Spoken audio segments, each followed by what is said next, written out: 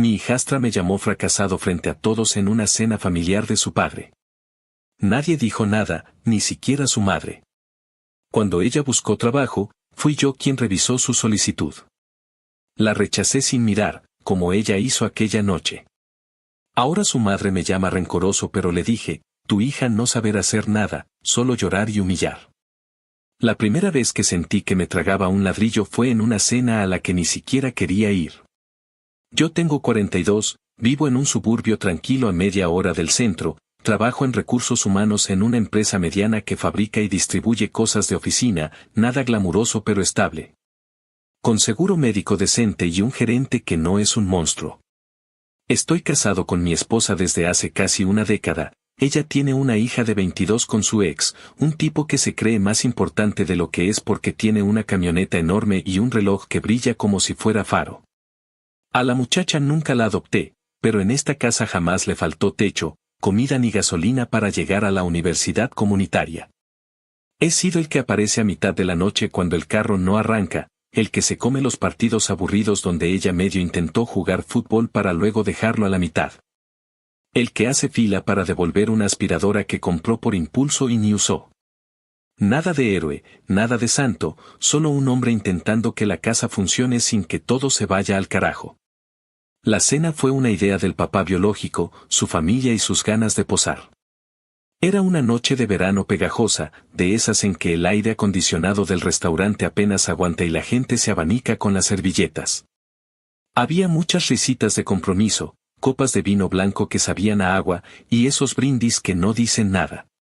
Yo estaba en la esquina larga de la mesa, con un plato de pasta que se pegaba, escuchando cómo el papá contaba por cuarta vez su historia de cuando cerró un trato gigantesco. Mientras yo pensaba en los correos pendientes del lunes. La conversación giró hacia los planes de la muchacha, que si iba a transferirse a una universidad de 4 años, que si prácticas, que si sueños. Y ahí, en medio de ese aire templado y un murmullo de cubiertos, mi hijastra soltó, con la sonrisa más cínica del mundo, que yo no era precisamente un ejemplo a seguir porque, cito, solo era un tipo de oficina aburrido. Un fracasado que nunca iba a hacer nada grande. Lo dijo mirándome, con esa tranquilidad con la que uno comenta el clima, como si no fuera nada. Hubo un silencio corto, pesado, y después vinieron esas risas incómodas que duelen más que un grito. Su padre sonrió sin mirarme, su tía elevó las cejas, mi esposa bajó la vista a su copa y dijo algo apenas audible que sonó allá, no seas así. Y ya está. Nadie la frenó. Nadie dijo, oye, te pasaste. Yo respiré, le di un trago a mi agua tibia y sentí ese ladrillo en el estómago. Me repetí que no iba a hacer una escena, que no iba a darles el gusto de verme perder los papeles en público. Tragué la pasta gomosa, pagué mi parte sin chistar y dejé una buena propina al mesero, que no tenía la culpa de nada. El camino de regreso a casa fue una mierda envuelta en silencio. Mi esposa tenía las manos apretadas en el volante como si le debiera algo a la autopista. Me soltó un no lo dijo así, estaba bromeando, y yo contesté, casi en un susurro para no romperme, que yo no soy imbécil, que sé reconocer una broma de un golpe. Ella insistió en que no valía la pena hacer un drama y que la niña estaba pasando por mucho. Esa frase me hervía la sangre, pasando por mucho. Todos en esta vida estamos pasando por mucho. Yo también me he comido mis tragos amargos y no ando escupiéndole veneno a la gente que me mantiene un techo sobre la cabeza. Llegamos a casa tarde, con el aire denso y el olor a pasto recién cortado metiéndose por la ventana. Ella subió directo a la habitación, yo me quedé en la cocina, de pie, mirando la nevera con imanes de viajes que ni hicimos juntos, apretando los puños hasta que me dolieron. No dije nada. Lavé un vaso que ni estaba sucio, me tomé un analgésico sin agua y me fui a dormir con la mandíbula trabada. Los meses siguientes fueron una especie de obra silenciosa donde todo seguía igual por fuera, pero por dentro yo me estaba guardando pedacitos de esa noche en un cajón que no sabía que tenía. Ella seguía viviendo como si las cuentas se pagaran solas, con ese tono de me lo merezco que me hacía rechinar los dientes. Mi esposa, para no pelear, evitaba el tema. A mí me tocaba la logística diaria de la casa, sacar la basura, revisar el calentador que cojea cada invierno, hacer compra los domingos en la tienda grande donde el carrito siempre rechina. Por más que me repetía que no debía tomar nada personal, cada gesto de desprecio, cada "ay, tú no entiendes" cuando intentaba dar un consejo, me clavaba más hondo aquella frase de la cena. Y no es que yo fuera un santo mártir, he tenido mis metidas de pata, he dicho cosas que no debía, pero jamás me he permitido pisar a alguien que me da de comer, mucho menos delante de su familia. Me prometí a mí mismo no rebajarme, no caer en juegos pendejos, pero la verdad es que uno es humano, y los humanos acumulamos hasta que se nos raja el estante. El golpe de suerte, o de karma, o como carajos quieran llamarlo, me llegó una mañana de otoño, de esas con luz limpia y café recalentado. Abrí la bandeja de solicitudes de trabajo de la empresa, como lo hago todo día hábil, con un ojo todavía a medio despertar y el otro pensando en el horario de almuerzo. Entre los nombres desconocidos, apareció uno que me partió la rutina, el de mi hijastra. Ahí estaba, nuevecito, con su dirección, su correo elegante y esa foto de perfil donde siempre parece estar a punto de decirle a alguien que se quite de su camino. Sentí primero un pinchazo de risa, después un arrastre de rabia, y al final una calma rara, como si hubiera encontrado una moneda vieja en el sofá. Me apoyé en el respaldo de la silla, respiré hondo y me quedé mirando su nombre unos segundos largos. Pensé en la cena, en el silencio de todos, en mi cara ardiendo, en la forma en que mi esposa me pidió no hacer drama, y en todos los malditos favores que hice sin pedir gracias. Pensé también en que en cualquier empresa decente uno debería apartarse de un caso así, decir tengo conflicto y pasarlo a otro compañero. Lo pensé, no voy a mentir. Y luego pensé en cómo ella me desnudó el orgullo delante de los suyos como si yo no valiera nada. Entonces moví el mouse, marqué que no, cerré su solicitud y me serví otro café. Ese mismo día en la noche, después de la cena que cociné sin ganas, mi esposa me preguntó que si había visto algo interesante en el trabajo. Le conté lo esencial, sin adornos, que su hija había aplicado y que no iba a ser una opción. Ella se quedó quieta, con los cubiertos suspendidos, y me soltó ese "está siendo rencoroso" que en su boca sonó a sentencia. Le dije, con una calma que no sentía, que lo que estaba haciendo era consecuente, que si para su hija yo era un fracasado, entonces que no le estorbara con mi fracaso en su expediente. Y sí, solté palabras que no son bonitas, porque estaba cansado, porque me dolía, porque me tocaron el orgullo demasiadas veces. Le dije que su hija no sabía hacer una mierda salvo llorar y humillar, que me había cansado de mirarle la soberbia como quien mira una pared, que si quería aprender a tratar a la gente, que empezara por no escupir hacia arriba. Ella se levantó de la mesa sin terminar el plato y subió las escaleras con pasos cortos y furiosos. Yo me quedé sentado, con la casa más grande de lo normal, escuchando el motor viejo de la nevera, la madera crujir y mi café frío en la lengua. Esa noche dormí del lado del borde, mirando la ventana, con la certeza incómoda de que algo acababa de ponerse en marcha y que ya no había vuelta atrás. Actualización 1. Pasaron unas semanas después de aquella noche en el restaurante, pero la sensación seguía pegada en mi pecho como una mancha que no sale. Yo me levantaba temprano, hacía mi rutina de siempre, revisaba correos, desayunaba cualquier cosa rápido y manejaba al trabajo entre el tráfico pesado. Pero había un ruido constante en el fondo de mi cabeza que no me dejaba soltar lo que ocurrió. Lo peor de todo no fue la frase en sí, sino el silencio, la forma en la que todos se acomodaron en sus sillas y fingieron que no había pasado nada. Esa falta de reacción fue más hiriente que las palabras mismas. Yo me repetía que lo mejor era dejarlo, que tarde o temprano la vida pone a cada quien en su lugar, pero la verdad es que me iba guardando ese coraje como quien mete cuchillos en un cajón. La bomba explotó una tarde cualquiera, cuando mi esposa recibió a su hija en la sala llorando como si el mundo se le hubiera acabado. Había ido a varias entrevistas y nadie la contrataba. Venía con el maquillaje corrido, el celular en la mano como si fuera su salvavidas y el mismo tono de víctima que usa cada vez que las cosas no le salen. Yo estaba en la cocina sirviéndome un café viejo y escuché los sollozos mezclados con el murmullo de mi esposa intentando consolarla. Me quedé quieto, sin entrar de lleno en la escena, hasta que escuché mi nombre. Ella le decía a su mamá que yo había arruinado todo, que había sido cruel, que seguramente me había divertido al ver su solicitud y rechazarla sin pestañear. No me aguanté y entré a la sala.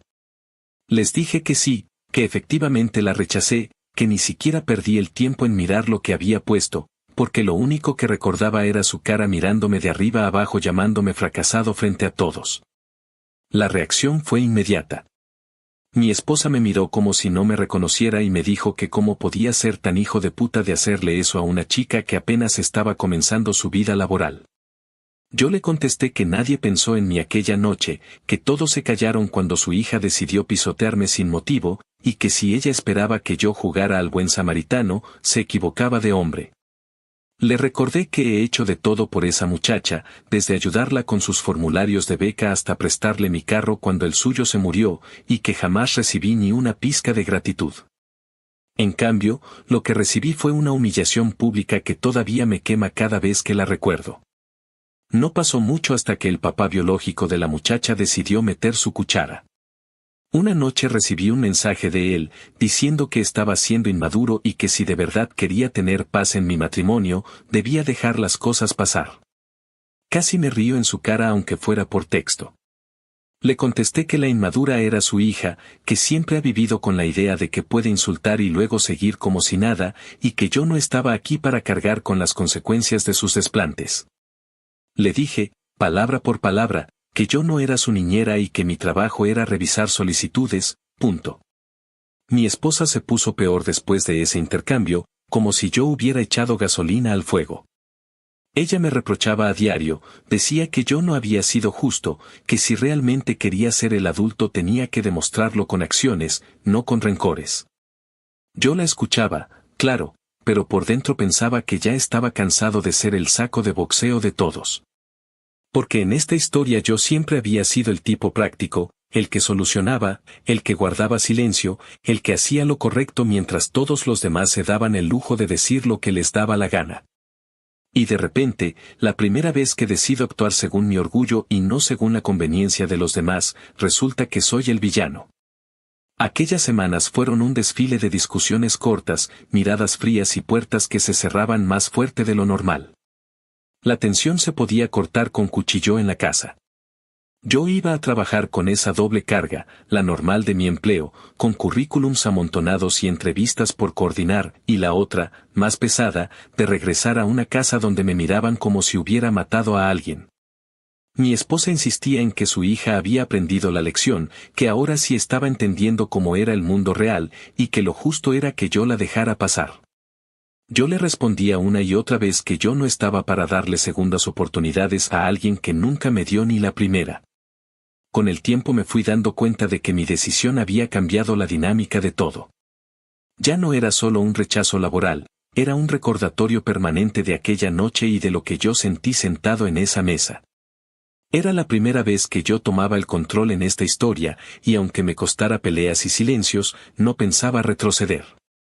Porque por mucho que mi esposa y el resto quieran pintarme de rencoroso, la verdad es que yo no hice más que devolver la moneda, y lo hice sin gritos, sin insultos, solo con un clic en una computadora.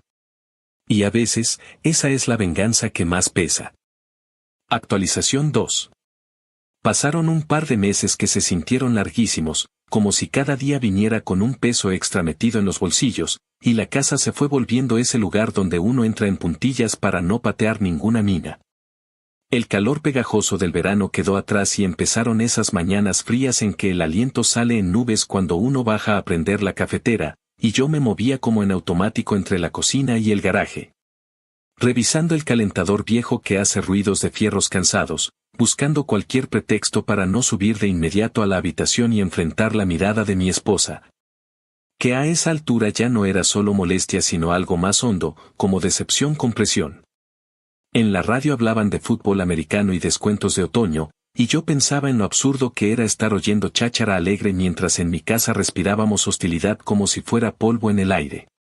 El primer fin de semana de ese periodo me tocó hacer compras solo, llenar el carrito con latas, pan, huevos y ese café oscuro que me mantiene a flote, y mientras estaba en la fila con la chaqueta abierta y las manos heladas.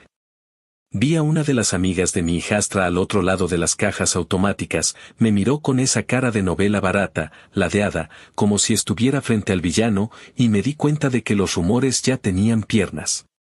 Ahí supe que la versión que estaba circulando era la de ella, la de la pobre niña talentosa cuya carrera arruinó el resentido del padrastro. Y que a mí me tocaba cargar con ese papel aunque no saliera a escenario a decir ni una sola palabra. La convivencia se volvió una serie de acuerdos silenciosos y turnos no declarados. Yo lavaba los platos sin chistar, sacaba la basura con una puntualidad ridícula y me quedaba más tiempo en el trabajo para llegar a la casa cuando ya estuviera oscuro, creyendo que la noche disimulaba mejor los rencores.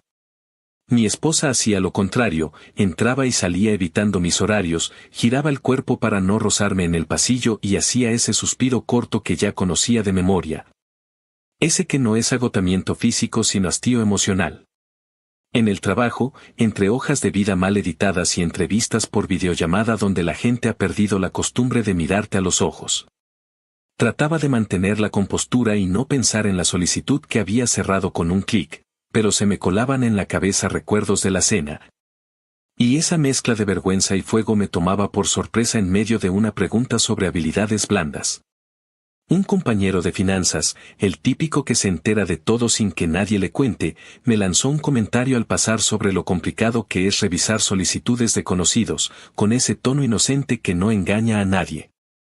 Le contesté sin perder el hilo de la planilla que lo mejor, cuando se puede, es recusarse, pero que a veces la vida no te da esa cortesía, y él se rió de manera neutra, como riéndose para él mismo, y siguió su camino.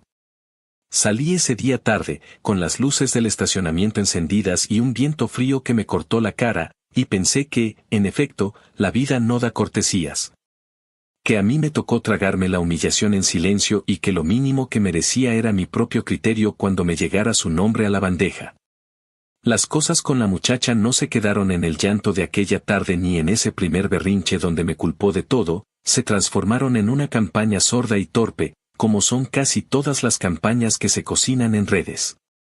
Un amigo en común, de esos que se quedan en el limbo entre las vidas, me escribió para decirme que ella estaba contando que yo era un resentido de mierda. Que había usado mi puesto para desquitarme y que por mi culpa la estaban rechazando en otras partes porque según ella los reclutadores hablábamos entre nosotros como si fuéramos una secta. Me reí solo, sentado en el carro a la salida del supermercado, con una bolsa de pan en el asiento del copiloto y los dedos agarrotados del frío. Porque si algo aprendí trabajando en esto es que nadie se toma la molestia de conspirar contra un candidato con cero experiencia y expectativas de estrella. Aún así, le pedí a mi amigo que no me trajera más chismes, que si quería a la niña como amiga, que la aconsejara para que hiciera lo que hace la gente normal cuando quiere trabajar, presentarse decente, aceptar críticas y dejar de creerse mejor que los demás, y él, con ese tono prudente, dijo que haría lo posible. Fue inevitable sentir rabia, esa rabia vieja que se mezcla con el cansancio, porque mientras yo intentaba que el mundo siguiera en su eje con cosas básicas como pagar el gas y cambiar el filtro del aire, ella elegía el camino de la víctima grandilocuente, el de la frase altanera tipo yo merezco, yo debería, a mí me toca. Si te tocara de verdad, pensé muchas veces mientras ponía la mesa, no andarías inventando novelas en internet, estarías cargando bandejas.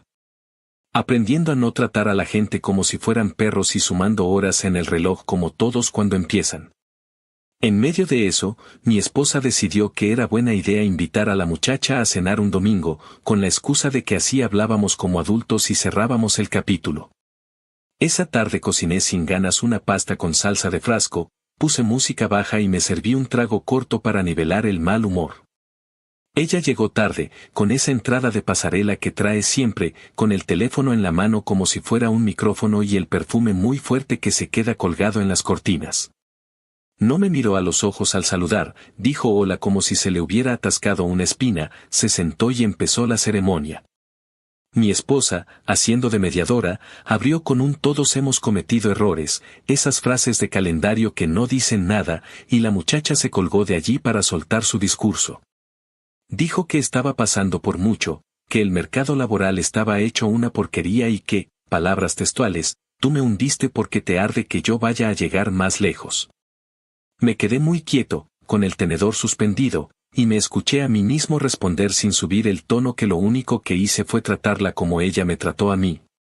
Que si no miré su solicitud fue porque aquella noche tampoco me miró como persona y que de todos modos no cumplía con lo mínimo para el cargo. Le expliqué, con paciencia casi clínica, que un currículum no es un catálogo de deseos, que una entrevista no es un lugar para actuar de diva, y que si de verdad quería crecer debía aprender a ser parte de un equipo. A tragar algo de humildad y a pedir perdón cuando corresponde. Ella bufó, se recostó en la silla y dijo que no tenía de qué pedir perdón porque todo el mundo sabe que yo soy un fracasado rencoroso, y ahí se me cruzaron los cables. Le solté, con todas sus letras, que fracasado será el carajo, que yo sostengo esta casa mientras ella se mira el ombligo. Que he estado donde ella ni se imagina a la hora de resolver problemas y que si me llama resentido es porque nunca ha tenido que hacerse cargo de nada. Hubo un silencio duro, el tipo de silencio que hace que una mosca suene a tambor, y mi esposa, con la cara roja, nos pidió que paráramos. Esa noche, cuando ya todos se habían ido a dormir y la casa estaba a oscuras salvo por la luz pálida del microondas, me quedé de pie frente al fregadero con las manos en el mármol frío y la sensación de que se me había ido la mano y al mismo tiempo de que por fin me había puesto en mi sitio. Mi esposa apareció descalza, con una chaqueta encima y los ojos hinchados de tanto contenerse, y me dijo que yo tenía que ser el adulto, que yo tenía que ser el ejemplo. Le contesté que estaba cansado de ser el adulto de todos, que nadie había sido adulto cuando a mí me tocaron el orgullo en esa mesa, que no me pidiera dignidad solo cuando les conviene. Hablamos largo, sin gritos esta vez, con la voz baja para no despertar al vecindario, y ella terminó por decir, con esa tristeza que se filtra cuando se te rompen las certezas, que sentía que me estaba perdiendo. Que ya no reconocía al hombre que la acompañó durante tantos años, y ese comentario me atravesó con algo peor que la rabia, una mezcla de miedo y enojo que me dejó vacío. Me metí a la cama tarde, sin sueño, con la espalda rígida y la mente repasando cada palabra, y pensé que tal vez el precio de no dejarse pisotear es que te conviertes en alguien que no querías ser. Pero que aún así prefería esa versión mía, cabreada y clara, antes que la versión que tragaba mierda con sonrisa. Al día siguiente, camino al trabajo, vi las calabazas en los porches, los árboles empezando a tirar hojas, y pensé que los ciclos son hijos de puta tercos, todo cae, todo se pudre, todo vuelve. Y uno decide si barre o deja que la casa vuela. Yo ya había decidido. Actualización 3. El tiempo siguió su curso y pasaron alrededor de 6 meses desde aquel primer rechazo, y la casa se fue acostumbrando a un ambiente que nunca se limpiaba del todo, como una humedad en las paredes que no se ve pero que se huele. Yo trataba de mantener mi rutina, de llegar al trabajo, revisar solicitudes, contestar correos y volver tarde con el estómago vacío para cenar cualquier cosa recalentada. Pero el tema de mi hijastra flotaba siempre en la superficie, aunque nadie lo mencionara directamente. Era como un fantasma que se colaba en las conversaciones más triviales. Bastaba que sonara el teléfono de mi esposa y yo supiera que era ella llorando por otra entrevista fallida, o que al abrir Facebook me apareciera una indirecta disfrazada de frase motivacional. Y el enojo volvía como un golpe seco en el pecho. Un día, en pleno otoño, la empresa lanzó un nuevo programa de becarios. Era de esos planes que hacemos cada tanto para atraer jóvenes recién graduados, con algo de entusiasmo y ganas de aprender, más allá de los currículums sin experiencia. El programa tenía varios filtros, exámenes básicos, entrevistas iniciales, una carta de motivación y la evaluación de un comité que yo encabezaba. Yo estaba con un café en la mano, medio dormido, cuando abrí la bandeja y vi otra vez su nombre. Mi hijastra había vuelto a aplicar. Me quedé inmóvil unos segundos, con la mirada fija en la pantalla como si alguien me hubiera dado un puñetazo en seco. Y ahí estaba, con su nombre bien escrito, su dirección y, para mi sorpresa, una carta de motivación adjunta. La abrí con cierta curiosidad, esperando cualquier cosa, pero lo que encontré fue una carta empalagosa, escrita como si estuviera pidiendo perdón pero sin mencionar nunca la palabra perdón. Decía que estaba intentando redimirse, que sabía que no siempre había tomado las mejores decisiones. Que quería una oportunidad para demostrar su verdadero valor y que la empresa podría beneficiarse de su entusiasmo y su mirada fresca. Leí esas líneas con calma, una y otra vez, como quien revisa un guión barato. No era tanto lo que decía, sino lo que no decía. Nunca hubo una disculpa real, ni una mínima aceptación de lo que me hizo aquella noche frente a su familia. Todo estaba disfrazado de poesía barata para parecer sincera, pero yo sabía que no lo era. Me quedé un rato pensando en la ironía. Ella había pasado meses llorando, hablando mierda de mí con sus amigos, y aún así volvía a meter su nombre en mi terreno, creyendo que yo iba a olvidar lo que ocurrió solo porque ahora estaba necesitada. En ese momento entendí que, para ella, lo que pasó en la cena no fue más que un chiste olvidable. Para mí fue una puñalada, pero para ella solo un comentario sin importancia, de esos que se sueltan para hacérsela graciosa. Y esa diferencia entre cómo cada uno percibió lo ocurrido fue lo que me dio la respuesta. Cuando llegó el momento de evaluar, cerré la carta y marqué su solicitud con una nota clara: no cumple con requisitos básicos. No necesitaba adornar más. No lo hice con rabia, no golpeé el teclado, no sonreí con malicia. Lo hice con la misma calma con que uno cierra una ventana cuando empieza a llover. Fue seco, limpio, definitivo.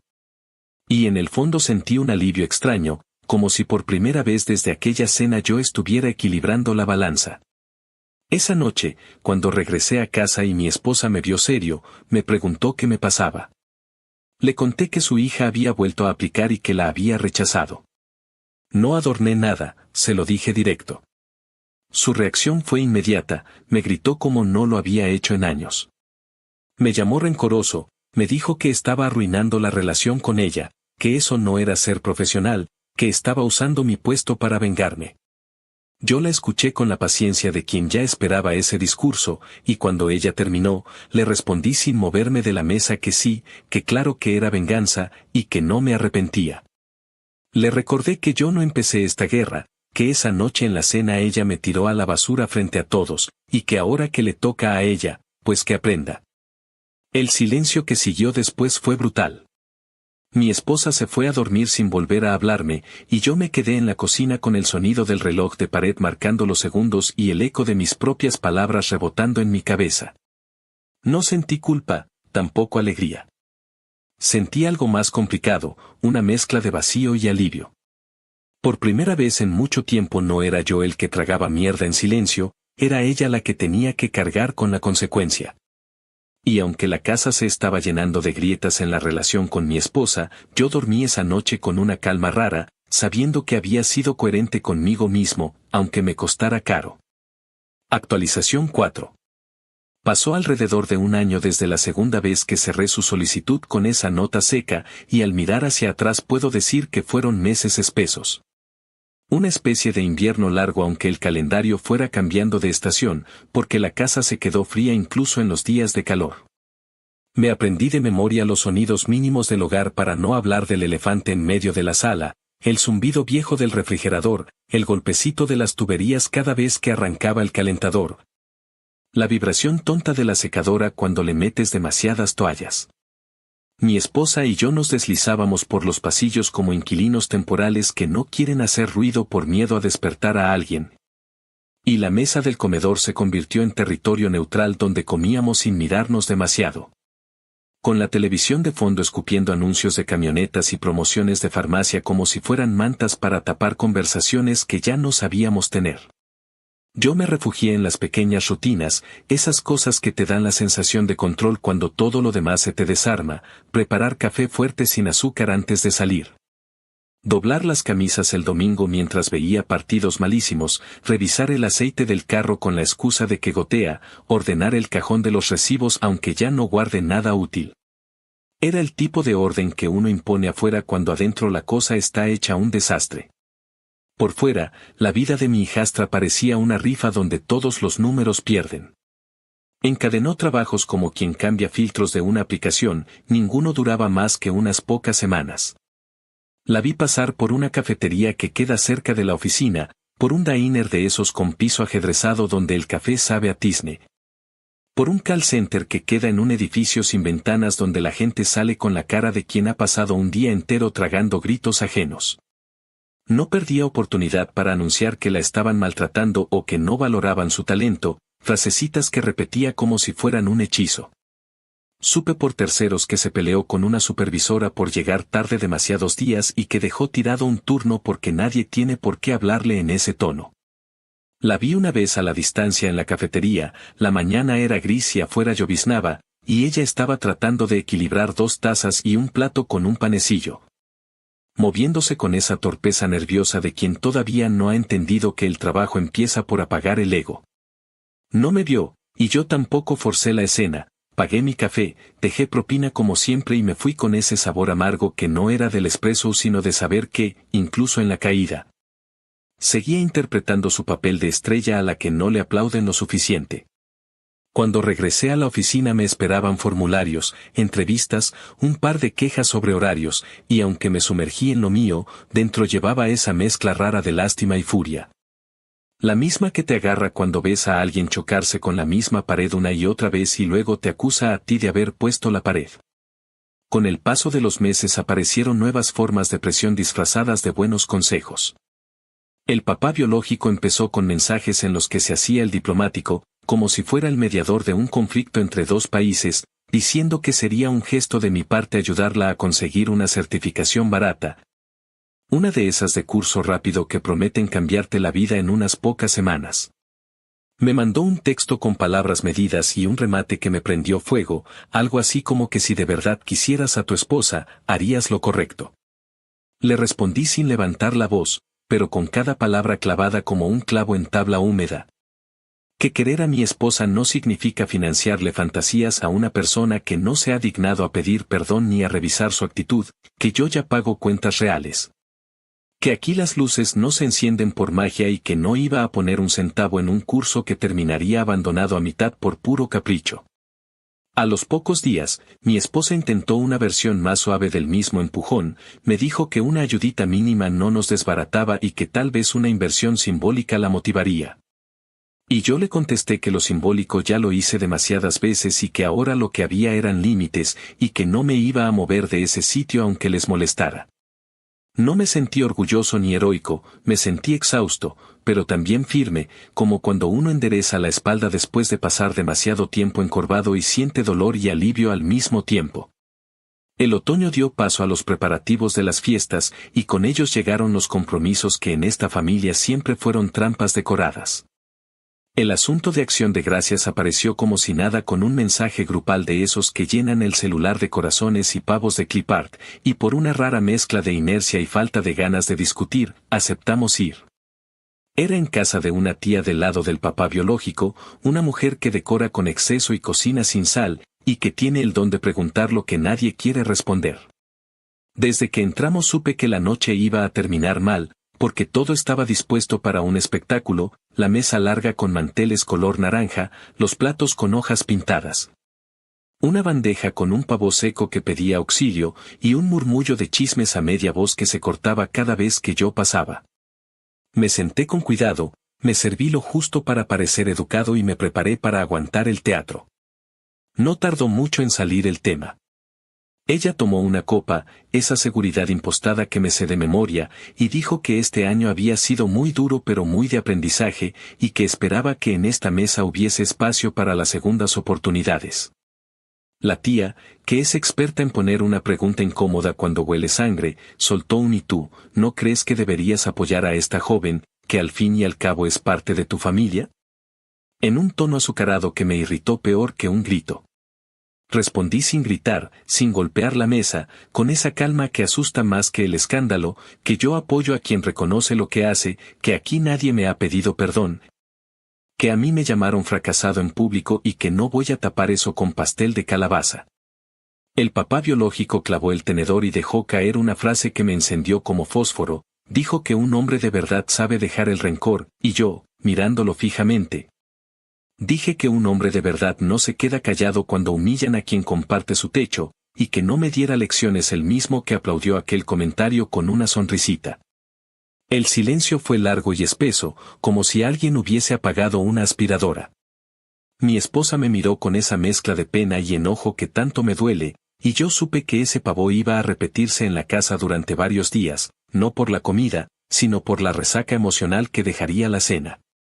Después de ese despropósito festivo, lo que vino fue una sucesión de pequeñas batallas domésticas que desgastan más que una guerra abierta. La muchacha, que para entonces ya había rebotado en una cafetería, un restaurante y el call center, apareció con la idea de volver a vivir con nosotros un ratito mientras se acomodaba. Una frase que ha usado toda su vida como si el tiempo se estirara a su antojo. Yo no quise ser el ogro que cierra la puerta en invierno, pero tampoco iba a abrirla sin condiciones.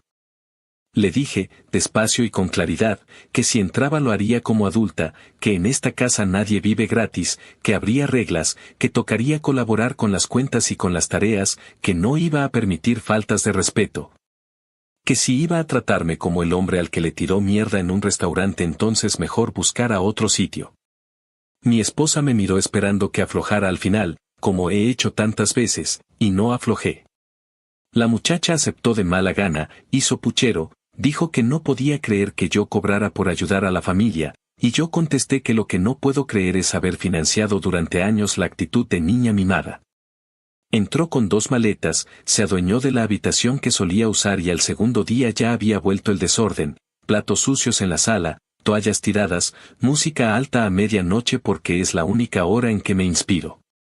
Aguanté unos días, recordándome a cada rato que había elegido poner reglas por algo, hasta que una noche, tras pedirle que bajara el volumen y que no dejara la cocina como si hubiese pasado un huracán, soltó con esa voz que sé que utiliza para herir, que al final sigue siendo el mismo fracasado control freak de siempre. Sentí el golpe en el pecho, como aquella vez en el restaurante, y con la serenidad que da la decisión tomada de antemano, le dije que recogiera sus cosas, que en la mañana la llevaba donde su papá. Que esta casa no era hotel y que si quería respeto primero tendría que aprender a darlo. Mi esposa intervino, me pidió que lo pensara, dijo que no era momento para decisiones drásticas, y yo respondí que lo drástico había sido cruzar la puerta creyendo que todo iba a seguir como antes. Que aquí se acabó la fiesta de jugar a la adultez cuando conviene. Esa noche dormí en el sofá, con la espalda hecha nudo y la conciencia ruidosa, pero no me moví un centímetro de lo decidido. En medio de esa tormenta doméstica, en el trabajo me tocó pararme frente a un espejo que no pensé que iba a usar. Llegó a mi bandeja, vi a una agencia de contratación, un perfil con un nombre distinto pero con los mismos datos de estudio, la misma ciudad, la misma experiencia endeble. Y el mismo correo alternativo que ella usa para sus redes. Lo reconocí al vuelo, como se reconoce a alguien por la manera de caminar aún de espaldas. El intento era evidente, saltarse el filtro directo y colarse por la puerta lateral de la agencia, creyendo que el sello de un tercero me iba a obligar a tragarme mis límites. No me tembló la mano para hacer lo que corresponde cuando hay conflicto, y esta vez, más por blindarme que por otra cosa, dejé trazado en el sistema que me apartaba de la evaluación por vínculo familiar político. Y devolví el expediente a la agencia con una nota correcta y corta, explicando que cualquier proceso debía manejarlo otro equipo y que nosotros, por políticas internas, no tomábamos candidaturas de familiares por razones obvias. No fue un gesto de compasión ni un acto de venganza, fue autoprotección. Aún así, esa noche, cuando le conté a mi esposa que la agencia había intentado meter su perfil, recibí el mismo sermón con nuevas palabras, que si yo la estaba persiguiendo, que si yo veía su nombre hasta en la sopa por gusto. Que si no me cansaba de tenerla en la boca. Le dije que ojalá me dejara de aparecer, que ojalá pudiera abrir mis correos y no toparme con su sombra, pero que la realidad es que la vida se encarga de ponerte delante lo que no resuelves. Y que yo hacía lo único que estaba dispuesto a hacer, mantener mis límites. Las semanas siguientes fueron un desmadre contenido, de esos que no hacen ruido pero desgastan como lija. Mi hijastra se fue al apartamento del papá con cara de mártir, llevándose las maletas con un dramatismo que hubiera quedado bien en una obra de teatro del instituto. Y desde entonces mi esposa y yo entramos en un modo de conversación pausada, como si cada tema fuese un lago helado sobre el que hay que caminar con cuidado. Hubo noches en que nos acostamos espalda con espalda sin tocarnos, con ese sinsabor de las palabras que no salen, y mañanas en las que la rutina de café y tostadas era lo único que nos mantenía en pie. Me sorprendí a mí mismo pensando en cosas que antes no consideraba, como que quizá nos vendría bien hablar con alguien ajeno. Alguien que nos dijera si esto que estamos haciendo es arreglar o solo sostener un edificio que ya se venció. No se lo dije en ese momento, me lo guardé como quien guarda un billete para cuando falle la tarjeta, pero ya se estaba formando la idea. Mientras tanto, mantuve mi postura. Me repetí cada día que no iba a levantar la mano para pegar, pero tampoco la iba a estirar para hacer otra vez el cojín que amortigua el golpe de sus berrinches. En el trabajo hice lo mío sin chisporroteos, en la casa cumplí con lo que me toca, y en mi cabeza seguí ordenando las cajas del coraje y del cansancio, porque sabía que se venían más pruebas y que, para superarlas sin destruirme del todo, necesitaba tener claro por qué estaba haciendo lo que estaba haciendo. Actualización final. Pasaron 18 meses desde aquella primera cena en la que todo se quebró, y para ese entonces ya el ambiente en casa no era simplemente tenso, sino algo mucho más denso. Como vivir en un lugar que parece intacto por fuera pero que por dentro se va llenando de grietas. Mi esposa y yo terminamos aceptando la sugerencia que yo me había guardado en silencio por semanas, terapia de pareja. No fue una decisión tomada con entusiasmo, sino más bien un recurso de emergencia, como cuando uno acude al mecánico sabiendo que el carro ya no da más y que tarde o temprano te vas a quedar varado en la carretera. Las primeras sesiones fueron incómodas, con ese silencio pegajoso que antecede a las discusiones, y con la terapeuta intentando suavizar lo que ya estaba en carne viva. Ella me preguntó si alguna vez había considerado perdonar, si podía imaginar un escenario en el que mi hijastra viniera con un pedido de disculpa sincero. Yo le respondí sin dudar que ese día quizá, solo quizá, podría pensar en darle una oportunidad, pero que mientras tanto no había nada que hablar. La tensión con mi esposa se volvió más compleja, porque ya no se trataba solo de la muchacha, sino de cómo ella veía mis actos y cómo yo veía su silencio de aquella noche. Yo le dije que no se trataba de un simple comentario lanzado en una mesa, sino de cómo todos se callaron mientras yo quedaba expuesto. Le recordé que en los años que llevamos juntos he puesto el hombro en cada problema, he sostenido la casa, he hecho de figura paterna sin reclamar títulos, y que lo mínimo que esperaba era que alguien me defendiera. Ella decía que no lo vio tan grave en el momento, que no imaginó que me iba a doler tanto, que a veces yo parecía exagerar. Y cada vez que pronunciaba esa palabra, exagerar, era como echarle sal a una herida abierta, porque para mí no era exageración, era memoria. En medio de esas discusiones, ocurrió algo que no esperaba. Después de casi año y medio de fracasos laborales, de empleos que dejaba a la mitad y de quejas que repetía como un guión, mi hijastra me mandó un mensaje. Lo leí una noche, sentado en el sofá, con la televisión encendida en un volumen bajo solo para llenar el vacío. El texto era corto, frío, casi un dardo: sabes que arruinaste mi vida, ¿verdad? No había contexto, no había saludo, solo esa frase que pretendía cargarme a mí con todo lo que ella misma no supo sostener. Me quedé mirándola unos segundos, con el celular pesado en la mano, y pensé en responder con la rabia acumulada, con las 1000 frases que llevaba guardadas, pero no lo hice. No valía la pena.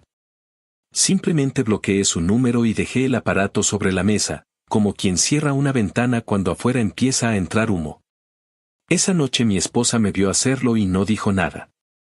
Se quedó en la escalera mirándome, con una mezcla de cansancio y resignación en los ojos. Ya no discutimos como antes, ya no había gritos ni reproches, solo esa sensación de que estábamos conviviendo en una tregua rara, una paz que no es paz sino desgaste.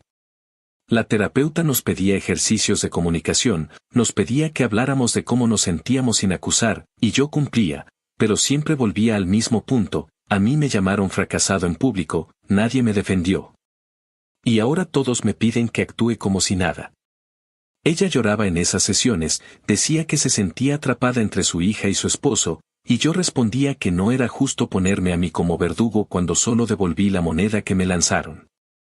En lo más íntimo, lo que sentía era una mezcla contradictoria: alivio porque no me dejé pisotear, rabia porque el daño se extendió a todos los rincones de mi matrimonio, y un cansancio profundo. Ese que se instala en los huesos y no se va aunque duermas. A veces me descubro pensando que quizás hubiera sido más fácil callarme siempre, hacerme el tonto, aceptar la humillación como tantas otras veces, y seguir como si nada. Pero luego recuerdo la cara de ella esa noche, la risa contenida de los demás, y me digo que no podía seguir siendo el hombre que siempre se tragaba todo. Esa decisión me costó caro, sí, pero fue mía, y aunque el precio sea alto, prefiero eso a vivir doblado. Hoy la relación con mi hijastra es inexistente. Con mi esposa es una cuerda floja que caminamos con cuidado, con días en los que nos sentimos cómplices de nuevo y otros en los que ni nos rozamos. La casa sigue en pie, pero las grietas están ahí, visibles aunque tratemos de taparlas. Y yo, sentado en la mesa donde escribo estas palabras, sé que lo que empezó con una frase en una cena marcó un antes y un después. Tal vez algún día ella venga con un perdón real, tal vez nunca lo haga. No lo sé. Lo único que sé es que aquel clic que hice al rechazar su solicitud fue la primera vez que decidí no ser el saco donde todos golpean, y aunque me haya convertido en el villano de esta historia para algunos. Por primera vez en mucho tiempo me sentí dueño de mí mismo. Y eso, aunque queme, aunque duela, aunque deje cicatrices, no lo pienso devolver.